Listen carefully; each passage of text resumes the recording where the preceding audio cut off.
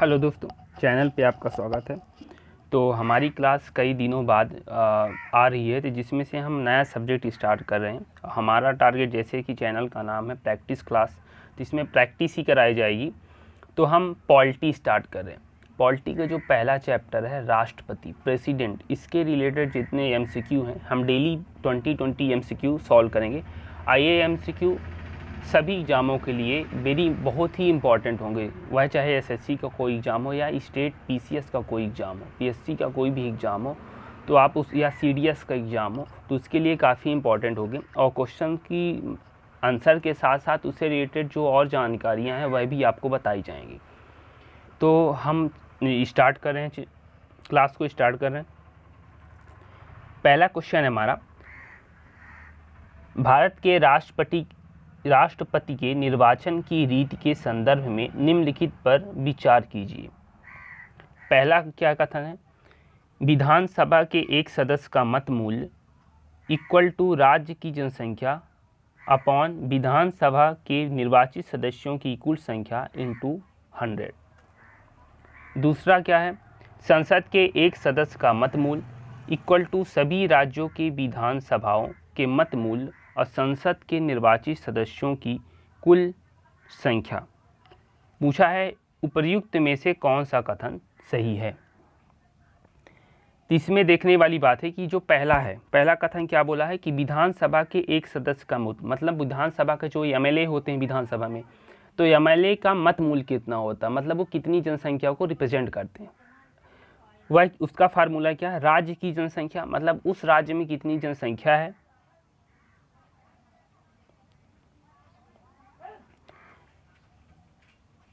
अपान विधानसभा के निर्वाचित सदस्यों की कुल संख्या, मतलब विधानसभा के जो जितने एमएलए हैं, मतलब चुनकर आए, मतलब जनता द्वारा प्रत्यक्ष रूप से चुनकर आए हैं, अपान इंटू 100 नहीं होता, इंटू 1000 होता है। मतलब विधानसभा के एक सदस्य का जो मूल होता है वह राज्य की पूरी जनसंख्या में आपको कितने चुनकर एमएलए आए विधानसभा में, तो उससे आप डिवाइड करेंगे इंटू 1000, 1/1000 का भी इंटू करेंगे, वह एक विधानसभा के एक सदस्य का मूल होता है। तो यह बिल्कुल गलत है, यहाँ 1000 होना चाहिए। दूसरा कथन क्या, संसद के एक सदस्य का मतलब जो संसद होते हैं, एमपी होते हैं, मेंबर ऑफ पार्लियामेंट होते हैं, उनका मत मूल्य कितना होता है, सभी राज्यों के विधानसभा सदस्यों के मत मूल्य अपान संसद के निर्वाचित सदस्यों की कुल संख्या, मतलब सभी राज्यों की विधानसभा के सदस्यों का मत मूल्य, मतलब एक हिसाब से बोला जाए सभी राज्यों की विधानसभा सदस्यों के मत मूल्य, मतलब बोलना चाहिए सभी राज्यों की जनसंख्या का योग अपान संसद के निर्वाचित सदस्यों में, संसद में जितने भी चुनाव जीत के आए हैं वो संसद की संख्या से आपका संसद के एक संसद का मत मूल्य बता सकते हैं कि जनरली संसद जो होते हैं चुने जाते हैं 10 से 20 लाख की आबादी के बीच में चुने जाते हैं। जो एमएलए होते हैं वो जनरली 1 से 2 लाख की आबादी के बीच में चुने जाते हैं। तो इसका जो आंसर है ऑप्शन नंबर बी, केवल 2। नेक्स्ट क्वेश्चन है, भारत के राष्ट्रपति के निर्वाचन में विधानसभा के एक सदस्य का मत मूल्य उस राज्य की जनसंख्या को राज्य की विधानसभा के निर्वाचित सदस्यों की कुल संख्या द्वारा विभाजित कर प्राप्त भागफल के 1000 गुणकों के बराबर होता है। इस संदर्भ में प्रयुक्त जनसंख्या के तात्पर्य वर्तमान के किस वर्ष की जनगणना द्वारा निश्चित की गई। मतलब ये जो जनसंख्या का सिलेक्शन होता है,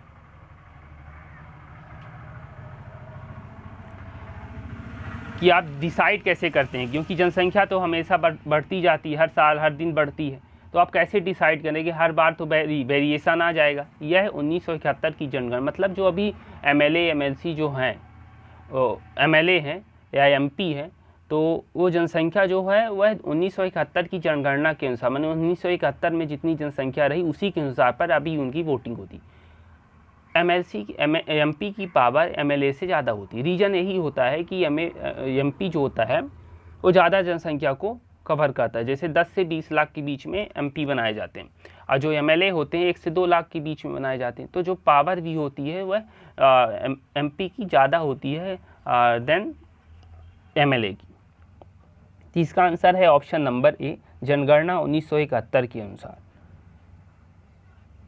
नेक्स्ट, यह जनगणना जो है यह कब तक वैलिड रहेगी, मतलब ये इसी तरह यह 2026 तक वैलिड रहेगी, मतलब 2026 तक जितनी एमपी की सीटें हैं, एमएलए की सीटें हैं, वह 2026 तक वैलिड रहेगी और उसी 1971 की जनगणना के अनुसार ही एमपी उस जनसंख्या को कवर करेंगे। नेक्स्ट, राष्ट्रपति के निर्वाचन में राज्य का मुख्यमंत्री मतदान करने के लिए योग्य नहीं है यदि वह पहला ऑप्शन है स्वयं प्रत्याशी है। अगर वह स्वयं प्रत्याशी है तो राष्ट्रपति के चुनाव में वह भाग ले सकता, मतलब वोटिंग कर सकता है। राज्य की विधानसभा के बहुमत सिद्ध करना शेष है। अरे बहुमत सिद्ध करना शेष है, पर तो वह एमपी एमएलए तो रहेगा ही। वैसे कोई मुख्यमंत्री एमएलए तो होता ही है, अगर वह मुख्यमंत्री बन जाता है तो उसे एमएलए में काउंट नहीं की जाती, उसकी सैलरी भी एमपी की मिलती है, मतलब जो मंत्रियों की होती है उसकी वही सैलरी उसको मिलती है। यह भी सही है। तीसरा ऑप्शन है विधानमंडल के निम्न सदन का सदस्य। विधानमंडल का जो निम्न सदन होता है वह होता है विधानसभा, मतलब विधानसभा का जो सदस्य होता है, जो चुनकर आया हुआ है जनता द्वारा प्रत्यक्ष रूप से, वह क्या होता है, वह राष्ट्रपति में वोटिंग कर सकता है राष्ट्रपति के चुनाव में। तीसरा है विधानमंडल के उच्च सदन का सदस्य। विधानमंडल का जो उच्च सदन होता है वह विधान परिषद होता है, विधान परिषद होता है। तो विधान परिषद के जो सदस्य होते हैं वह चुनाव में, राष्ट्रपति चुनाव में कोई भाग नहीं लेते। राष्ट्रपति चुनाव कैसे होता है, राष्ट्रपति चुनाव में राज्यसभा, लोकसभा के सभी निर्वाचित सदस्य और विधानसभा के जितने राज्य हैं सभी विधानसभाओं के निर्वाचित सदस्य दिल्ली पांडुचेरी के इंक्लूड करके, मतलब दिल्ली पांडुचेरी को इंक्लूड कर लिया जाए, उनके भी सदस्य राष्ट्रपति के चुनाव में वोटिंग करते हैं, बाकी यूटी के नहीं करते हैं। नेक्स्ट, इसका आंसर है ऑप्शन नंबर डी, जो बिल्कुल गलत है। हम चौथे क्वेश्चन पे मूव कर रहे हैं। निम्नलिखित कथनों पर विचार कीजिए। पहला कथन है राष्ट्रपति के निर्वाचन से संबंधित सभी शंकाओं और विवादों की जांच और निर्णय निर्वाचन आयोग करता है।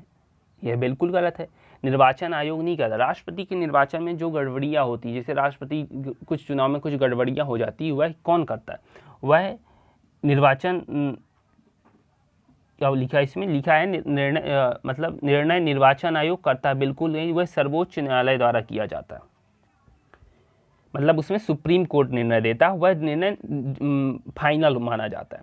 दूसरा कथन है इसमें, राष्ट्रपति की नियुक्ति अवैध होने की दशा में उनके द्वारा पूर्व में दिए गए कार्य वैध हो जाएंगे। बिल्कुल गलत नहीं है, मतलब अगर नियुक्ति अवैध है तो उनके द्वारा जो कार्य कर दिए गए, मैंने जो गलतियां हो गई हैं उसे तो सुधारा नहीं जा सकता, वो वैलिड ही रहेंगी, पर आगे वाले इनवैलिड हो जाएंगे। तो इसका आंसर है ऑप्शन नंबर बी, केवल 2।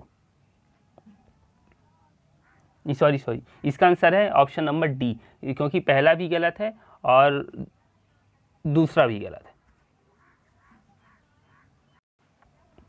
नेक्स्ट क्वेश्चन पे मूव कर रहे हैं। अगला क्वेश्चन हमारा, निम्नलिखित कथनों पर विचार कीजिए। पहला कथन है राष्ट्रपति चुनाव में कोई उम्मीदवार कुल डाले गए मतों का 1/10 भाग प्राप्त नहीं कर पाता तो उसकी जमानत राशि जब्त हो जाएगी। दूसरा कथन है राष्ट्रपति के प्रत्येक उम्मीदवार को एक निश्चित राशि भारतीय रिजर्व बैंक में जमानत राशि के रूप में जमा करनी होगी। इसमें से कौन से कथन सही है, ये पूछा है। तो पहला जो कथन है हमारा, वह लिखा है कि राष्ट्रपति के चुनाव में कोई उम्मीदवार कुल डाले गए मतों का 1/10 भाग प्राप्त नहीं कर पाता तो उसकी जमानत राशि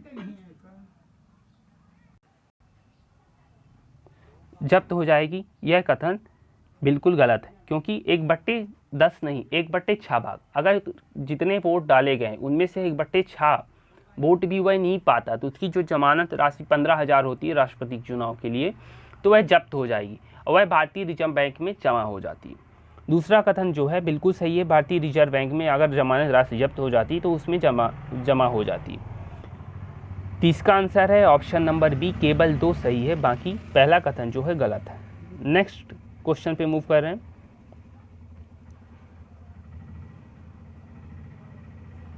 निम्नलिखित कथनों पर विचार कीजिए। पहला कथन है संविधान की दूसरी अनुसूची में शपथ प्रतिज्ञान के संबंध में उपबंध है, यह जो बिल्कुल गलत है।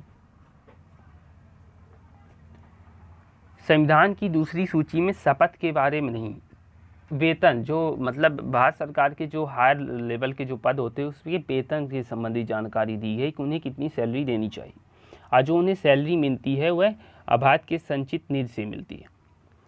दूसरा कथन है, यह पहला कथन गलत। दूसरा कथन है संविधान की तीसरी अनुसूची में उपलब्धियों, भत्तों और विशेषाधिकारों का उपबंध है, यह भी गलत है। तीसरी अनुसूची में जो हायर पद होते हैं उनके शपथ के बारे में बताया गया है कि वो शपथ लेंगे। तीसरा ऑप्शन है भारत का राष्ट्रपति शपथ या प्रतिज्ञा उपराष्ट्रपति के समक्ष लेता है, मतलब जो ओथ लेता है राष्ट्रपति उपराष्ट्रपति के समक्ष लेता है, यह कथन भी बिल्कुल गलत है। यह सर्वोच्च न्यायालय के जो न्यायाधीश होते हैं उसके समक्ष शपथ लेता है। और हमारा चौथा है उपराष्ट्रपति की अनुपस्थिति में भारत के मुख्य न्यायमूर्ति के समक्ष राष्ट्रपति शपथ प्रतिज्ञा लेता है, यह भी गलत है। तो इसका आंसर है, इस क्वेश्चन में चारों ऑप्शन बिल्कुल गलत हैं, तो इसका आंसर है ऑप्शन नंबर डी, उपर्युक्त में से कोई नहीं। नेक्स्ट क्वेश्चन पे मूव करें। क्वेश्चन है संविधान और विधि का परीक्षण, संरक्षण और प्रतिरक्षण करूंगा के रूप में निम्नलिखित में से कौन शपथ ग्रहण करता है? वह भारत का राष्ट्रपति करता है। इसका आंसर है option number A. Next question है हमारा, निम्नलिखित कथनों पर विचार कीजिए। पहला कथन है भारत का राष्ट्रपति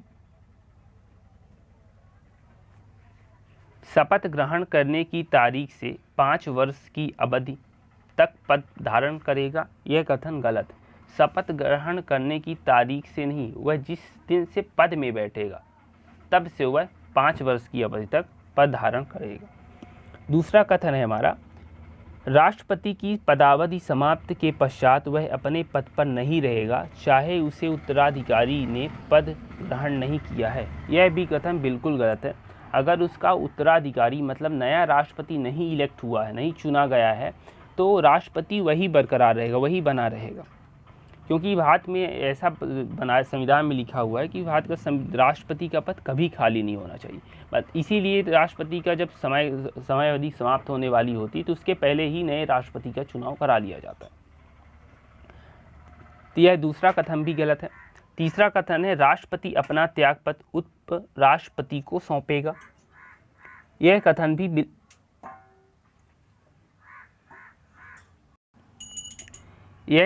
बिल्कुल सही है। राष्ट्रपति अपना त्यागपत्र मतलब जो रिजाइन देता है वह उपराष्ट्रपति को ही देता है, उपराष्ट्रपति इसकी सूचना लोकसभा के अध्यक्ष को देता है। चौथा है हमारा राष्ट्रपति द्वारा उपराष्ट्रपति को संबोधित त्यागपत्र की सूचना उसके द्वारा लोकसभा के अध्यक्ष को तुरंत दी जाती है, यह भी सही है। तो इसका आंसर है ऑप्शन नंबर 3 और 4, मतलब option number C. Next question पे मूव कर रहे हैं।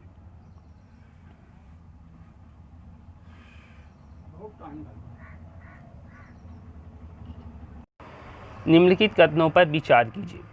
पहला कथन है केवल संविधान के अतिक्रमण पर भारत के राष्ट्रपति पर महाभियोग लगाया जा सकता है, बिल्कुल सही है। महाभियोग तभी लगेगा वह संविधान का अगर उल्लंघन करता है या अतिक्रमण करता है तो राष्ट्रपति पर महाभियोग लगाया जाता है। दूसरा कथन है संविधान के अनुच्छेद 56 खाब के उपबंध में कि राष्ट्रपति पर महाभियोग अनुच्छेद 61 के तहत लगाया जाएगा। तो इसका आंसर है, यह भी कथन बिल्कुल सही है। इसका आंसर है ऑप्शन नंबर सी, एक और दोनों बिल्कुल सही कथन है। महाभियोग के बारे में 61 अनुच्छेद में बताया गया है और महाभियोग तभी राष्ट्रपति पर लगाया जाता है जब वह संविधान का उल्लंघन करता है। अगला क्वेश्चन है राष्ट्रपति भारतीय संविधान के अनुच्छेद 61 के संदर्भ में विचार कीजिए, मतलब अनुच्छेद जो 61 है वो महाभियोग से संबंधित है, इसके संबंध में विचार करना आपको। पहला कथन है कि राष्ट्रपति पर महाभियोग चलाने की प्रक्रिया का उपबंध है, यह कथन भी बिल्कुल सही है। दूसरा कथन है कि केवल लोकसभा राष्ट्रपति पर महाभियोग का आरोप लगा सकती है, यह बिल्कुल गलत है। लोकसभा नहीं, राज्यसभा भी महाभियोग लगा सकती है। तीसरा कथन है अभी तक केवल एक बार महाभियोग का प्रयोग हुआ है, यह भी बिल्कुल गलत है। महाभियोग का प्रयोग अभी तक एक बार भी नहीं किया गया है राष्ट्रपति के अगेंस्ट। तो इसका जो आंसर है ऑप्शन नंबर ए, केवल एक, बिल्कुल सही है। नेक्स्ट, भारत के राष्ट्रपति पर महाभियोग के संदर्भ में निम्नलिखित में से कौन सा कथन सही है? पहला कथन है कि राष्ट्रपति पर महाभियोग चलाने की प्रक्रिया अर्ध न्यायिक होती है, यह कथन बिल्कुल सही है। अर्ध न्यायिक का मतलब क्या होता है? अर्ध न्यायिक का मतलब होता है कि उसे सुप्रीम कोर्ट में लाया जा सकता है, तो बिल्कुल सही है। अगर महाभियोग गलत तरीके से लगाया जाता है तो सुप्रीम कोर्ट उस पर क्या करेगा? समीक्षा कर सकता है उसे न्याय दिलाने के लिए।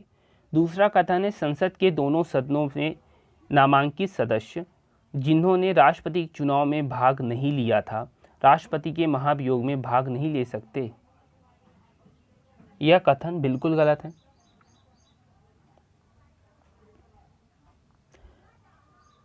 अगला है राज्य विधानसभाओं के निर्वाचित सदस्य और दिल्ली, पांडिचेरी केंद्र शासित राज्य की विधानसभाओं के निर्वाचित सदस्य जिन्होंने राष्ट्रपति चुनाव में भाग लिया था, महाभियोग में भाग ले सकते हैं, यह भी बिल्कुल गलत है।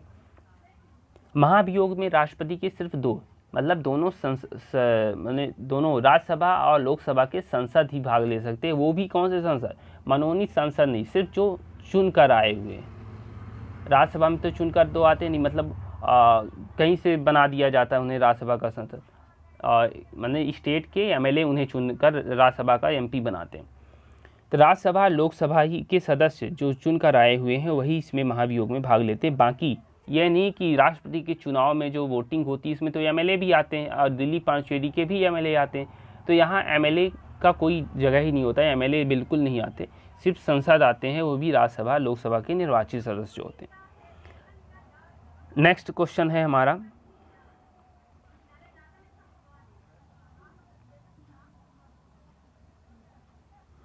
निम्नलिखित कथनों पर विचार कीजिए।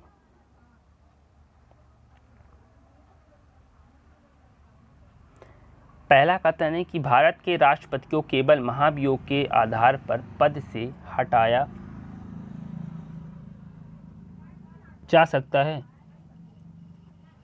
दूसरा कथन है हमारा,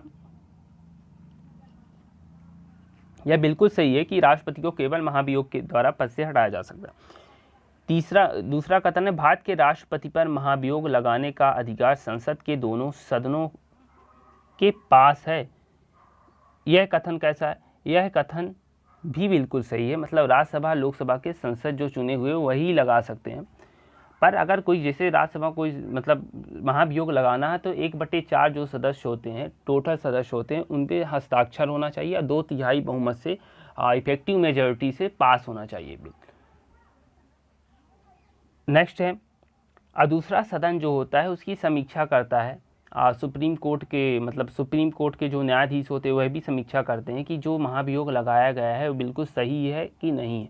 तो दूसरा जो सदन होता है, जैसे लोकसभा ने महाभियोग का बिल लाया, महाभियोग को प्रस्ताव लाया, तो राज्यसभा उसको चेक करेगा कि सही लगाया गया कि नहीं लगाया गया। ऐसा रिवर्स भी होता है। तीसरा है हमारा कथन, भारत के राष्ट्रपति पर महाभियोग का प्रस्ताव उस सदन में उपस्थित और मत देने वाले सदस्यों की 2/3 बहुमत से पास होना चाहिए, बिल्कुल गलत है। उपस्थित नहीं, जितने सदस्य हैं वहाँ टोटल मनोनीत को छोड़कर सभी का 2/3 से बहुमत से पास होना चाहिए। इस मेजॉरिटी को इफेक्टिव मेजॉरिटी बोलते हैं।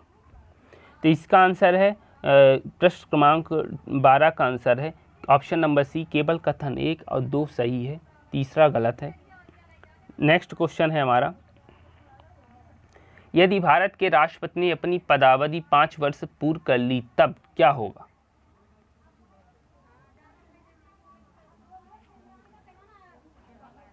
पहला कथन है कि वह किसी भी दशा में अपने पद पर नहीं रहेगा, यह बिल्कुल गलत है। अगर नया राष्ट्रपति नहीं चुना गया है वह पद पर बना रहेगा। दूसरा कथन है हमारा बी है, उत्तराधिकारी द्वारा पद ग्रहण करने तक उपराष्ट्रपति कार्यवाहक राष्ट्रपति के रूप में पद ग्रहण करेगा, यह भी बिल्कुल गलत है। उपराष्ट्रपति तभी पद ग्रहण करेगा राष्ट्रपति के रूप में अगर राष्ट्रपति की मृत्यु हो जाती है। तीसरा कथन है हमारा, पदावधि पूरी करने के तुरंत बाद नया चुनाव करा लेना चाहिए। नया चुनाव नहीं, पहले ही चुनाव करा लिया जाता है। नया चुनाव आप करा सकते हैं, 6 महीना के भीतर आप करा सकते हैं, तब तक वह राष्ट्रपति बना रहेगा।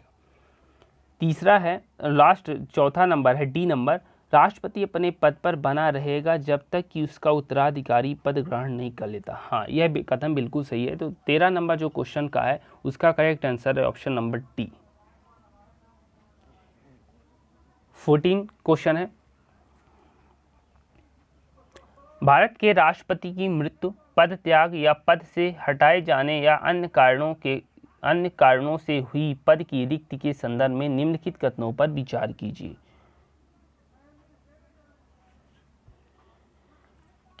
पूछा क्या गया है, उपर्युक्त में से कौन सा कथन सही नहीं है, मतलब कथन कौन सा सही नहीं है।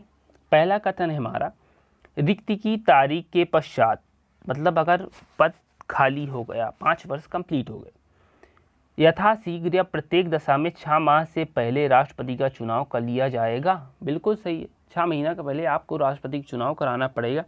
हालांकि राष्ट्रपति का पद कभी खाली नहीं होता, इससे पहले ही, इसीलिए राष्ट्रपति बना है कोई, उसके पहले ही नए राष्ट्रपति का चुनाव करा लिया जाता है। तो पहला जो कथन, पहला नंबर है जो बिल्कुल सही है। दूसरा है कि भारत के उपराष्ट्रपति 6 माह के लिए कार्यवाहक राष्ट्रपति के रूप में कार्य करेंगे, बिल्कुल गलत है। उपराष्ट्रपति तभी राष्ट्रपति का पद ग्रहण करेगा या राष्ट्रपति की मृत्यु हो गई हो। तीसरा कथन है, यह कथन बिल्कुल गलत है। तीसरा कथन है हमारा, डॉक्टर जाकिर हुसैन एकमात्र भारत के राष्ट्रपति थे जिनकी मृत्यु उनके कार्यकाल के दौरान हुई थी, यह भी कथन बिल्कुल सही है। तो इसका आंसर क्या है कि मतलब ऑप्शन नंबर जो 2 है, मतलब ऑप्शन नंबर बी, केवल क्वेश्चन का क्वेश्चन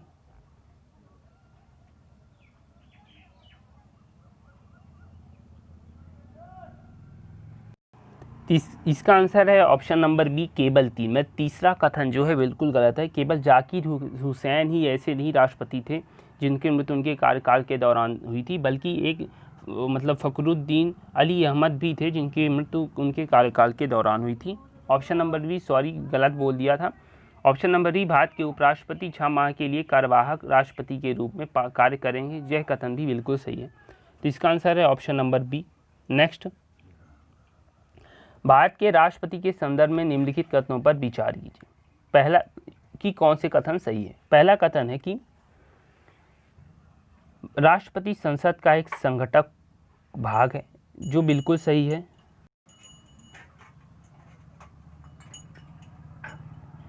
दूसरा कथन है क्योंकि संसद राष्ट्रपति और राष्ट्रपति और राज्यसभा लोकसभा, मतलब ये संसद तभी संसद बनते हैं, राष्ट्रपति लोकसभा और राज्यसभा से मिलकर 3 अंग होते हैं। दूसरा कथन है कि भारत के सभी शासन संबंधित कार्य उनके नाम पर किए जाते हैं, बिल्कुल सही। मतलब जो कार्य किए जाते हैं भारत सरकार के, जितने भी महत्वपूर्ण काम किए जाते हैं वो राष्ट्रपति के नाम से ही किया जाता है। राष्ट्रपति अपनी पावर को अपने मतलब प्रधानमंत्री में ट्रांसफ़र कर देता है, तो उनके नाम से ही सब काम किए जाते हैं। इसका आंसर है ऑप्शन नंबर सी, पहला और दूसरा दोनों सही है। नेक्स्ट क्वेश्चन है, निम्नलिखित में से किसकी नियुक्ति भारत के राष्ट्रपति द्वारा की जाती है, मतलब राष्ट्रपति किनको अपॉइंट करता है। पहला है संघ राज्य क्षेत्र के मुख्यमंत्री, बिल्कुल सही। मतलब जो यूटी के मुख्यमंत्री होते हैं, जैसे दिल्ली के मुख्यमंत्री हुए या उनके मंत्री हुए, उनकी जो नियुक्त होती है, जो अपॉइंट करता है वो राष्ट्रपति ही करता है। और बाकी जो यूटी के होते हैं, जैसे राज्यपाल होते हैं, तो राज्यपालों उपराज्यपाल होते हैं, तो उनकी नियुक्ति भी भारत का राष्ट्रपति करता है। दूसरा है अनुसूचित जाति और अनुसूचित जनजाति आयोग का अध्यक्ष। हाँ, एसटी या एससी जो कमीशन होते हैं या यूपीएससी के जो कमीशन के अध्यक्ष होते हैं उनकी नियुक्ति भी राष्ट्रपति ही करता है। तीसरा है वित्त आयोग के अध्यक्ष। वित्त आयोग के अध्यक्ष की नियुक्ति भी राष्ट्रपति करता है। चौथा है नीति आयोग के उपाध्यक्ष। जो नीति आयोग के उपाध्यक्ष होते हैं उनकी नियुक्ति प्रधानमंत्री करता है, ना कि राष्ट्रपति। तो इसका आंसर है ऑप्शन नंबर सी। नेक्स्ट, निम्नलिखित कथनों पर विचार कीजिए। पहला है कि राष्ट्रपति के प्रसाद पर्यंत पद धारण करते हैं। पहला है संघ के मंत्री। संघ के जो मंत्री होते हैं मतलब कैबिनेट होते हैं, जैसे प्रधानमंत्री या उनसे जो मंत्री होते हैं उन राष्ट्रपति के प्रसाद पर्यंत ही काम करते हैं। उनका कोई टेन्योर नहीं होता कि मतलब इतने साल तक वो काम करेंगे। प्रधानमंत्री की सलाह पर वह उनको मंत्री पद से हटा भी सकते हैं। दूसरा है हमारा भारत का महान्यायवादी अटॉर्नी जनरल। हाँ, भारत का जो महान्यायवादी, भारत सरकार का जो मतलब लॉयर वकील होता है उसकी नियुक्ति भी भारत का राष्ट्रपति करता है। जो महान्यायवादी होता है भारत सरकार के पर जो एलिगेशन लगाए जाते हैं, कोई भी आरोप आता है तो उसका जो वकील होता है वो महान्यायवादी होता है। वह प्राइवेट मतलब जो प्रॉब्लम आती है, जो प्राइवेट मतलब उसकी भी वकालत कर सकता है, यह जरूरी नहीं है। पर अगर भारत सरकार की वकालत करनी हो तो वह प्राइवेट को छोड़ देगा। तीसरा है राज्यपाल। हाँ, राज्यपाल की नियुक्ति भी राष्ट्रपति ही करता है। तो इसका आंसर है ऑप्शन नंबर डी। नेक्स्ट, निम्नलिखित पर विचार कीजिए कि नियुक्ति राष्ट्रपति द्वारा की जाती है। प्रधानमंत्री की नियुक्ति बिल्कुल सही है। प्रधानमंत्री की जो नियुक्ति होती है वह राष्ट्रपति करता है। दूसरा है उपराष्ट्रपति की नियुक्ति। उपराष्ट्रपति की नियुक्ति नहीं होती, उपराष्ट्रपति चुनाव जीत कर आता है। राज्यसभा का जो सभापति होता है वह उपराष्ट्रपति ही होता है, वो चुनाव जीत कर आता है, उसकी नियुक्ति नहीं करता। तीसरा है कैग, नियंत्रक एवं महालेखा परीक्षक की नियुक्ति। हाँ, नियंत्रक और महालेखा परीक्षक की जो अपॉइंट करता है वह राष्ट्रपति ही करता है। चौथा है मुख्य निर्वाचन आयुक्त की नियुक्ति। हाँ, मुख्य निर्वाचन आयुक्त की भी नियुक्ति जो होता है राष्ट्रपति करता है। और पांचवा है महान्यायवादी मतलब अटॉर्नी जनरल की नियुक्ति भी राष्ट्रपति करता है। तो इसका आंसर है ऑप्शन नंबर बी को छोड़कर माने ऑप्शन नंबर सी इसका करेक्ट आंसर है।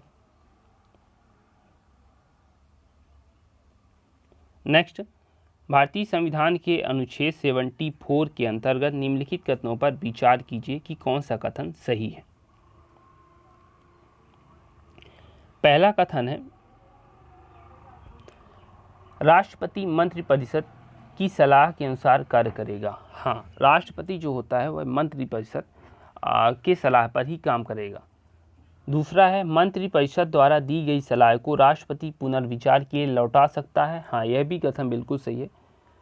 तीसरा है मंत्रिपरिषद द्वारा दी गई सलाह की किसी न्यायालय में जांच नहीं की जा सकती क्योंकि वो एक सलाह होती है, तो उसे राष्ट्रपति लौटा भी सकता है, कुछ सुझाव भी दे सकता है। तो इसका जो आंसर है ऑप्शन नंबर डी, बिल्कुल तीनों कथन बिल्कुल सही हैं। और लास्ट हमारा 20 नंबर क्वेश्चन है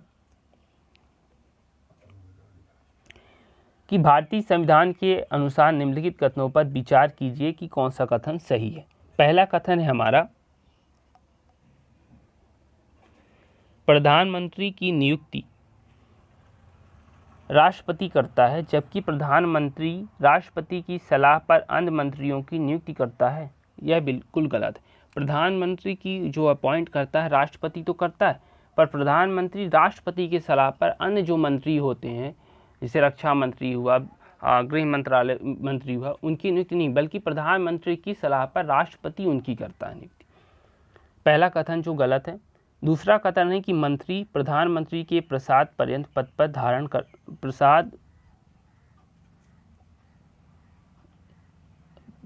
मंत्री जो होते हैं प्रधानमंत्री के प्रसाद पर्यंत पद धारण करते हैं, यह कथन भी बिल्कुल गलत है। तीसरा है कि संविधान की दूसरी अनुसूची के तहत राष्ट्रपति मंत्री को पद और गोपनीयता की शपथ दिलाते हैं, यह भी गलत है। जो दूसरी अनुसूची उसमें वेतन संबंधित जानकारी दी गई है।